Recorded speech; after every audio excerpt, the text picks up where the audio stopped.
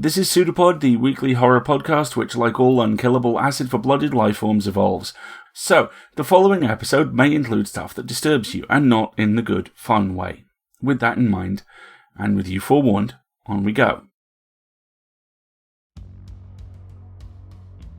PseudoPod, episode 923, June 7th, 2024. This week's story, Too Little, Too Much, by John Wiswell. Narrated by Paul Cram. Audio production by Chelsea Davis.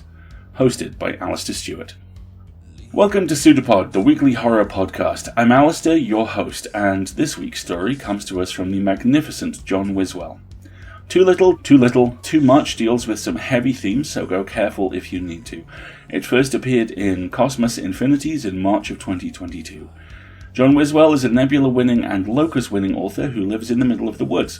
John's debut novel, Someone You Can Build a Nest In, was released from DAW Books in the US and Arcadia in the UK in April of 2024. John's work has appeared in Uncanny Magazine, Tor.com, LeVar Burton Reads, Nature Magazine, the Magazine of Fantasy and Science Fiction, Weird Tales, the No Sleep Podcast, Nightmare Magazine, Cast of Wonders, Podcastle, Escape Pod, PseudoPod, and other fine venues. He has been a finalist for the Hugo, World Fantasy, and British Fantasy Awards. His fiction has been translated into 10 languages. He graduated Bennington College in 2005 and attended the Viable Paradise 17 workshop in 2013. He has multiple disabilities, including a neuromuscular syndrome, and thinks healthy people's capacity to complain is very funny. He finds a lot of things very funny, and he would very much like to keep it that way. Your narrator this week is Paul Cram, and urban legend fans should seek out The Soviet Sleep Experiment, a horror movie based on the urban legend of the Russian sleep experiment, featuring Paul as Subject 6. We'll drop the trailer in the show notes. But now, it's time for a true story. Because that's what we do.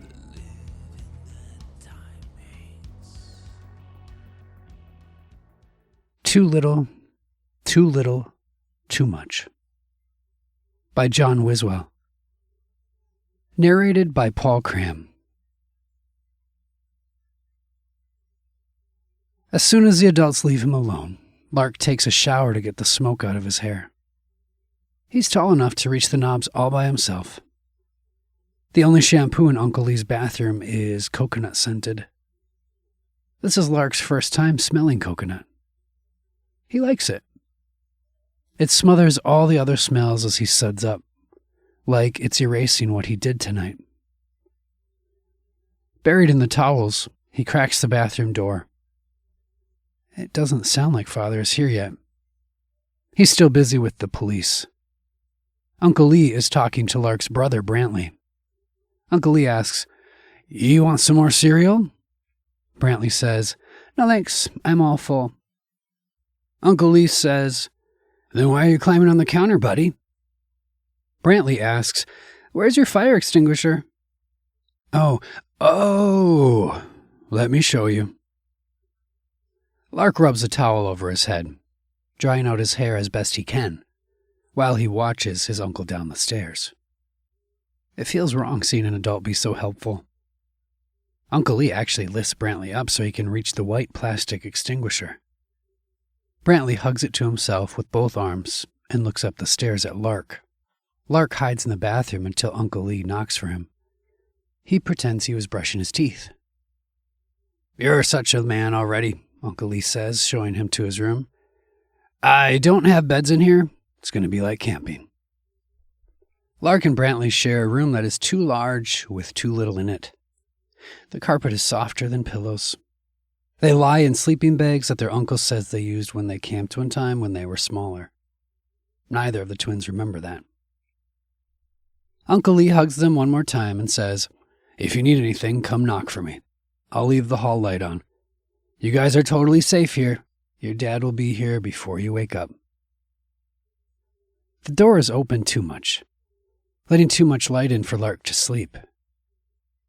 His sleeping bag warms up until he feels like a microwaving hot dog. The carpet's softness invades through the sleeping bag. Lark pinches the carpet, and it feels fine, like the lint they clean out of the dryer. That lint always burns fast. Before he can stop himself, He worries. Where he pinched the carpet, the fabric sparks with an orange flame. It looks for a second like someone hid a cigarette lighter under the floor. Lark's whole body seizes up and he begs the flame to go away. It grows taller instead, turning soft fabric into fire. A liquid hiss cuts through the night, and the flame is doused in chalky foam. Brantley lies on his side in his sleeping bag, hugging a fire extinguisher like a teddy bear. He keeps the nozzle aimed where the flame had sprouted, and his eyes aim dead on Lark. It's the same look Brantley had earlier tonight. The same look from right before he made Lark do what he did. When Uncle Lee isn't looking, the twins steal as many bags of his colorful cereals as they can. Lark knows they'll need it when Father forgets. Lark says, "Thanks for coming and getting us, Uncle Lee." Uncle Lee pets his hair back. Lark tries not to flinch at the touch. Uncle Lee says, "I was happy to. You're my family. I'm glad you weren't hurt." Brantley asks, "If something bad happens again, will you come and get us again?" "It's not going to. That was an accident last night, and you're all safe." Lark asks, "But what if something did happen again?" "If it did, then your dad would take care of you." Father picks them up in the Navy minivan. They sit in the back, leaving a row of empty seats between Father and themselves. They do not speak on the way to the hotel. Occasionally, Father's gray eyes look at Lark through the rearview mirror. 3 little black holes are in Lark's seat. At first, he thinks they are from thumbtacks. Later, he realizes they are tiny burns. They are older than his memory. Brantley pokes him once in the drive. Lark is good. He sucks in air and doesn't make a noise. He puts his palm under his shirt and presses on it so it won't bleed. This is fair. He has to pay Brantley back. There are rules. Lark and Brantley will share a room, as part of Father's suite at the hotel. They will stay here until Father finds them a new home. They will not go into the rest of his suite, just as they stayed in one room in their old house. They will not touch the telephone, or turn on the television, or go outside. Lark and Brantley are good boys. They understand rules. As soon as Father leaves, Lark shies away from his brother. He knows what is coming. Brantley follows, wanting to poke him again. There is no rule against poking. "A real poke this time," Brantley says. "Not like in the car."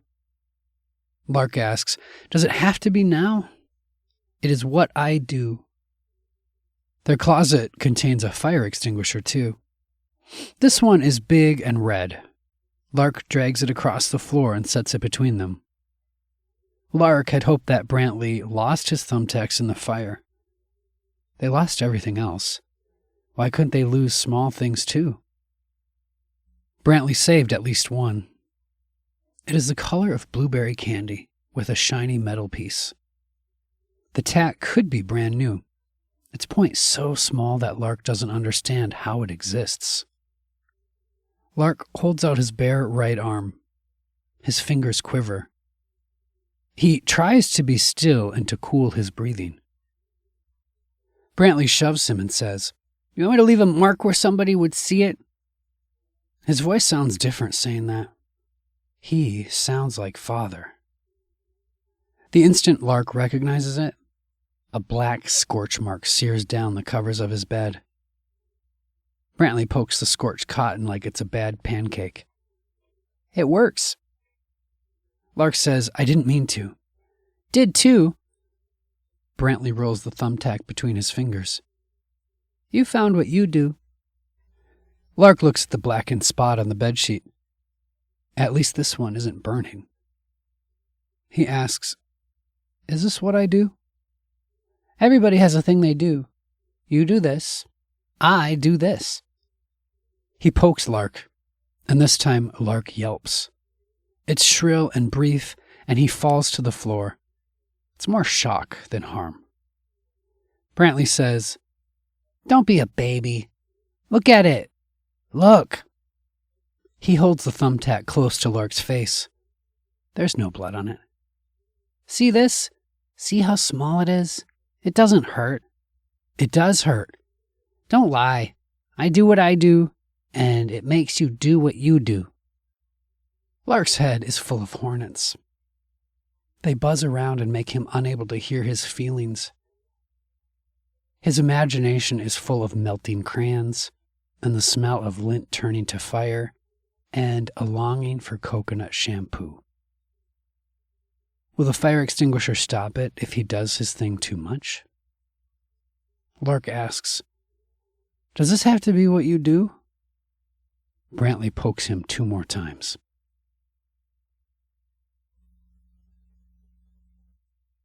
The first of the 2 times, Lark has to wait so long for it. Brantley holds the point of the thumbtack inside Lark's belly button so that it tickles. It's the tickle before the pain, and as small as the point. Lark can already feel it inside his body, stabbing him all the way to his spine. The wait for this tack fills him with more feeling than the tack itself ever could. The stink of smoke assails them. They will definitely have to wash their hair to get the smell out before Father returns. Brantley opens the windows so the smoke detector won't go off. Lark shoves the smoldering trash under a mattress to kill it. Lark says, "That was really close. We have to be careful." That's when Brantley pokes him the second time. It's a relief when they don't sleep in the same room.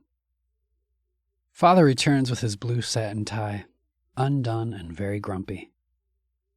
As usual, he forgot to bring food. He wants a word with Brantley. They go into Father's room, closing the door behind them. Father lets Lark put his TV on. There's a news story about their house burning down, which he doesn't want to watch. SpongeBob is better, as are the nature documentaries about mountain lions. Mountain lions are very strict with their young, and they make cute noises. Just like before the house burned down, Lark turns the TV up so that he only hears the TV. It's one of those nights where Brantley stays in Father's room. If either of them asks, Lark will say he didn't hear a thing. He understands the rules. Brantley says, "I didn't tell him." Lark asks, "Tell him what?" "Don't be dumb. Dumb isn't what you do." "Can people do more than one thing?" Lark tenses up before the poke. Brantley still pokes him. Brantley says, "Thank me." "Why?" "I didn't tell him what you do. He doesn't know. I protected you." That isn't why Brantley wants to be thanked. But saying that would bring attention to the wrong things and break the rules. Lark says, "Thank you." Brantley pulls the ottoman over to the window so they can perch on it and look outside. He says, "We've got to see how much you do." Brantley takes up most of the ottoman. Lark makes do with less of it, because arguing for space makes him too nervous. And he's smart enough to worry that his nervousness could hurt them both. He imagines the one time Mother roasted marshmallows and dropped hers into the barbecue pit, and how it was hard and black and bubbling all at once. He doesn't remember who told him that that is what happens to little boys who ignore the rules. There are yellow cats outside the hotel. At first, Lark thinks they are mountain lions. Father's suite is on the second floor, overlooking a neatly kept yard that is separated from the parking lot by an adobe wall. In the yard, there are a few mewling cats, much smaller than mountain lions. They're wet from the sprinklers, hair flattened to their backs like straw floor mats. They keep opening their mouths, and since Lark cannot hear their noises, he imagines the mountain lion sounds from last night. It makes him giggle. Brantley says, Do your thing to them. Why?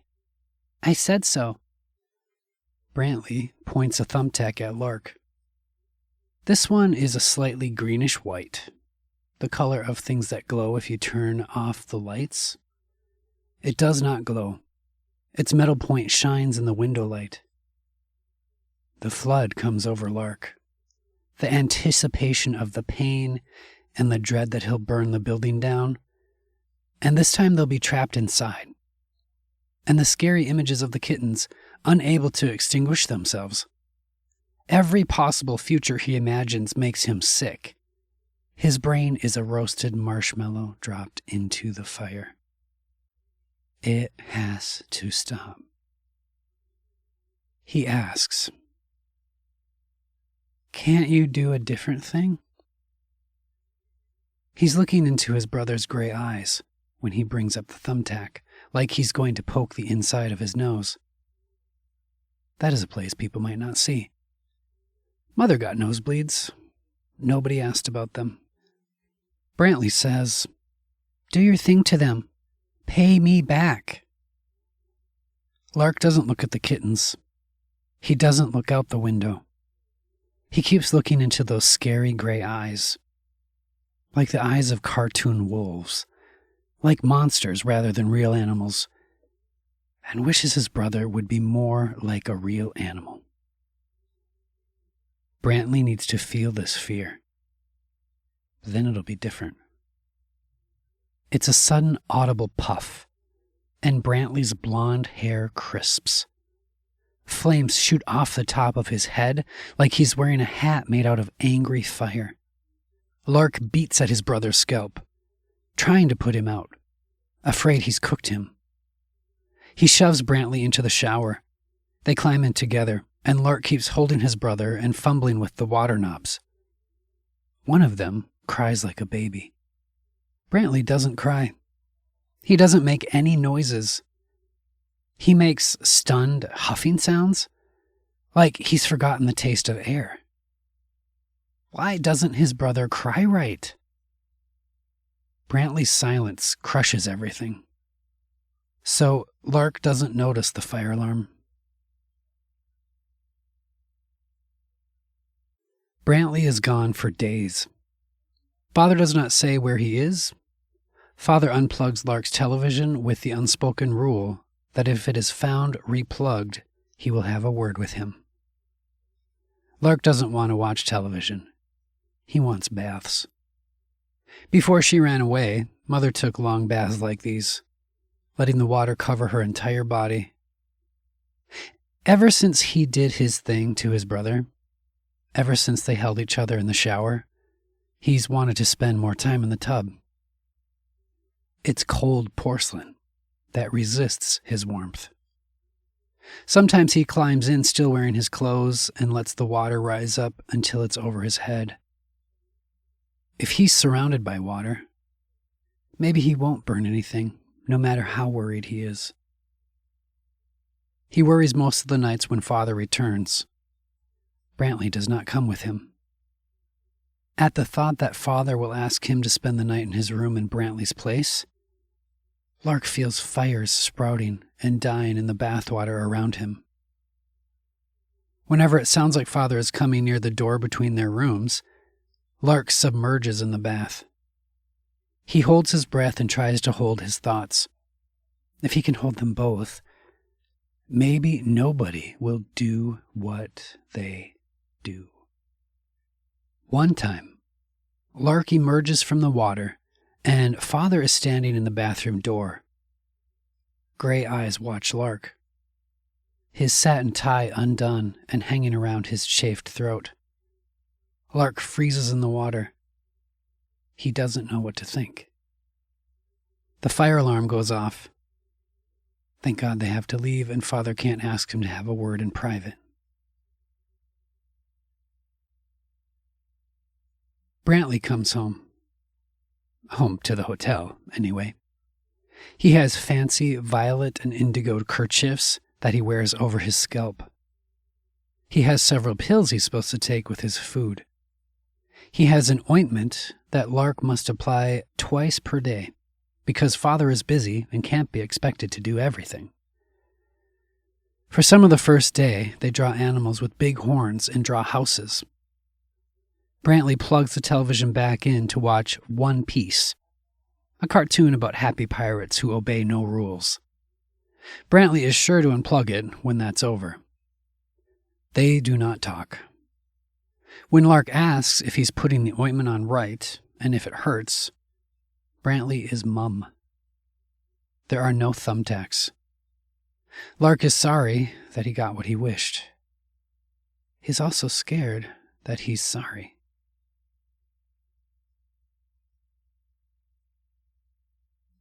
"2 days is too soon. Already Father wants a word with Brantley." Brantley spends the night in Father's room. Lark spends the night watching One Piece at very loud volumes. He mostly hears the sounds of brave pirates. He tries to draw them, but he keeps drawing their ships on fire. Brantley is in their room again. He sits on the floor in the bathroom door, legs splayed. He's watching Lark. His kerchief is matted with ointment. He rotates a thumbtack in his fingers. This one is shiny gray, like the whole thing is made of metal. The point of the tack is so real. Where previous tacks made Lark's belly feel full of pain and anticipation, this one makes his whole future ache. Looking at it feels like wondering where Mother ran away to. It feels like coming out of the tub of water and finding Father in the doorway, waiting to be unprotected. Lark pulls the ottoman over to their window.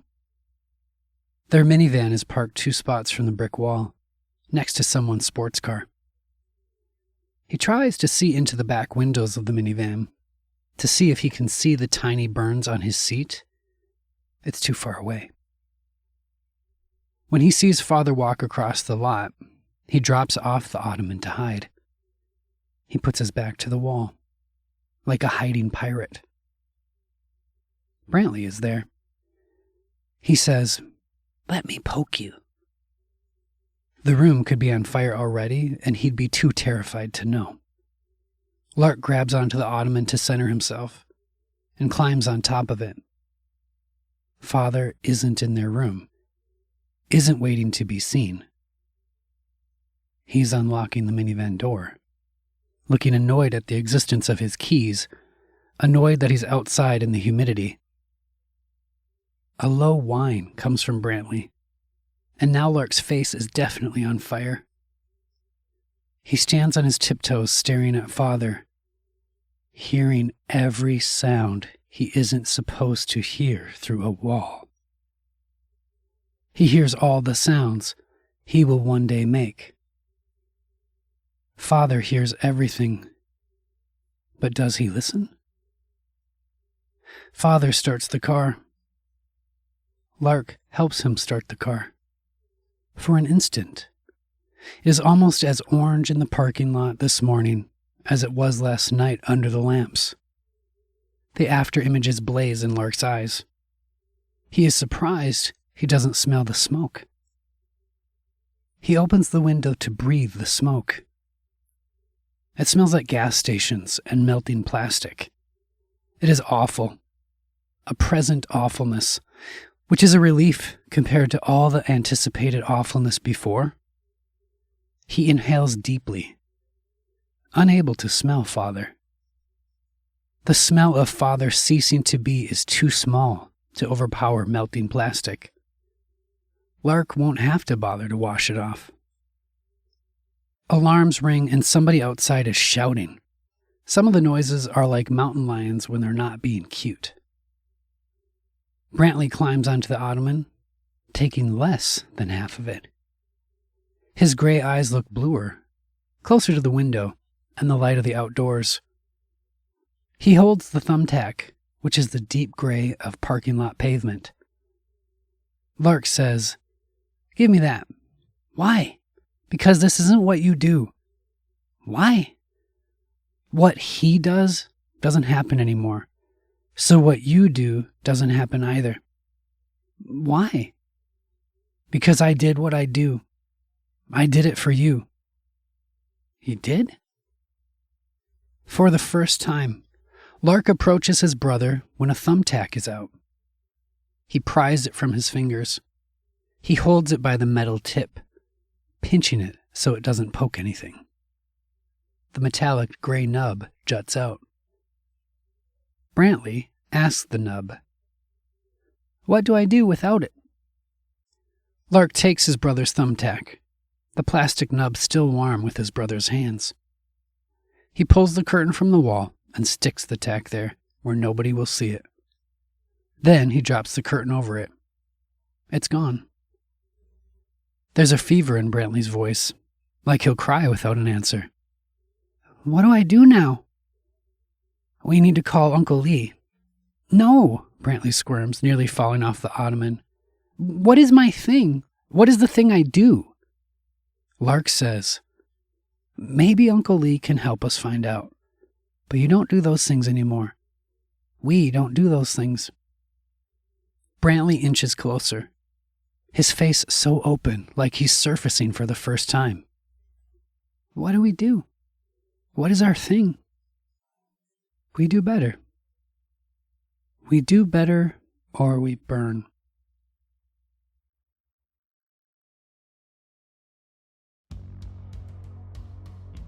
He is also scared that he's sorry. A lot of the time, my work here is about trying to articulate where the horror in a story lies for me. What we've never really talked about before is why.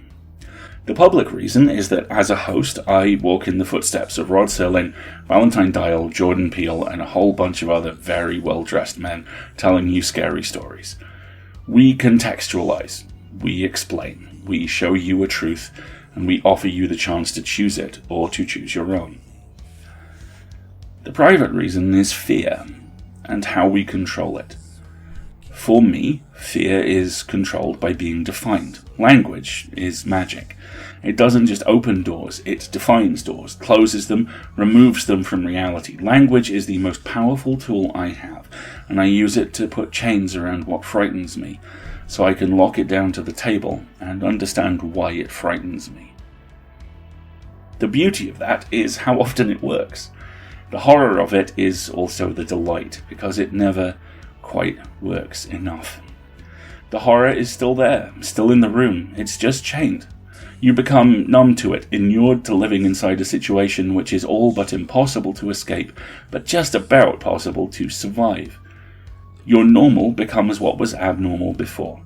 Your victory conditions, your happiness, become the length of a bowl of cereal, of a TV show, of however long you're allowed to be yourself. You wrap yourself in armor to defend what you are, and have no choice but to accept that what you are will change. But never quite permanently. That's why I love this line, because it shows that Lark is not just the sum of his trauma. He's not just a frightened kid with fire in his mind, waiting to be old enough for a new kind of horror to be visited on him. He's not just Brantley's brother. He's not just Brantley's victim. He's not just anything. And this line marks him starting to remember that. This is absolutely where the horror is, but it's where the hope is too. Because even here, there is hope for these two damaged but not broken children and the situation they are burning their way out of. Here, Flame becomes not just a destructive, uncontrolled force, but a focused halo of determination and rage. Here too is where John lands my favourite line, one that shows Lark is aware of what they've done, the danger they and their brother both pose and face, and the work that lies ahead. We do better, or we burn. Damn right we do. Thanks to all. Great work. As is always the case, we rely on you to pay our authors, our narrators, and our crew, and to cover our costs. We are entirely donation funded, and last year that changed in some really exciting ways, with becoming a registered US non-profit. For those of you listening into the future, I am recording this in 2024. This took place in 2023, and do you have jet cars, and are they cool? We ran a great end-of-year campaign in 2023 to raise awareness about all the new ways you can help us out, including the fact that if you pay taxes in the US, you might be able to claim a deduction on them now. Please check out the short metacast on escapeartists.net for more ideas and how to get in touch if you can think of something else that's more meaningful to you. One-time donations are common and fantastic, and believe me, always gratefully received, but what really makes a difference is subscribing. Subscriptions get us stability and reliable income we use to bring free and accessible audio fiction to the world. You can subscribe for a monthly or annual donation through PayPal or Patreon, and not only do you help us out immensely when you do subscribe or donate, but you get access to an absolute bucket of bonus audio. You help us, we help you, and everything becomes just a little easier. Even if you can't donate financially, please consider spreading the word about us. If you liked an episode, then please consider sharing it on social media, or blogging about us, or leaving a review. It really does all help out. And thank you once again. Join us next week for The Things That Wash Up on Marble Beach, written by Arthur Wick with narration by the amazing Wilson Fowley and Wendy N. Wagner. Chelsea will be on audio production, I will again be your host, and then, as now, it will be a production of the Escape Artists Foundation and distributed under the Creative Commons Attribution, Non-Commercial, No Derivatives 4.0 International License. And PseudoPod wants you to remember these words from Midnight Special. I saw the sunrise this morning. I think I know what I am now. We will see you next week, folks. Until then, have fun. An arm appeared from nowhere on the shape, seemingly projected like the PseudoPod of a protozoan. It's a pseudopod. It's a big foot. It's all about podcasts these days.